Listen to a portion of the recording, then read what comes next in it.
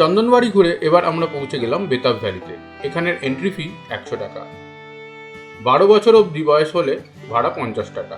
আরুভালি আর চন্দনবাড়ি দেখে এখন পৌঁছে গেছি বেতাব ভ্যালিতে। এখানে টিকিট 100 টাকা। প্রথম দর্শনেই জায়গাটা ভালো লেগে গেল। লাইডার নদীর পাশের এই সুন্দর ভ্যালি চারিদিকে পাহাড় দিয়ে ঘেরা। সানি দেওয়াল এবং অমৃতা সিং অভিনীত ফিল্ম বেতাবের এখানে শুটিং হয়েছিল 1983 সালে। তার থেকে এর নাম বেতাব ভ্যালি। এই ভ্যালির আগে নাম ছিল কিন্তু হাজান ভ্যালি বা হাগান ভ্যালি।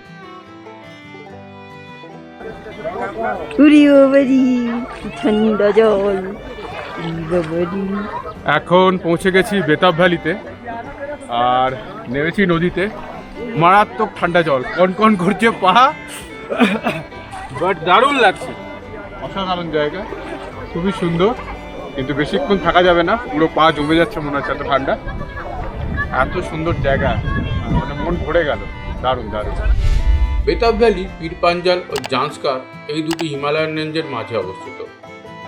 এখানে বেতাব ছাড়াও বহু হিন্দি ফিল্মের গানের শুটিং হয়েছে, যেমন আরজু, কাশ্মীর কি কলি, জব জব ফুল খিলে, কভি কভি, সিলসিলে, সত্তে পে সত্তা ও রোটি ইত্যাদি।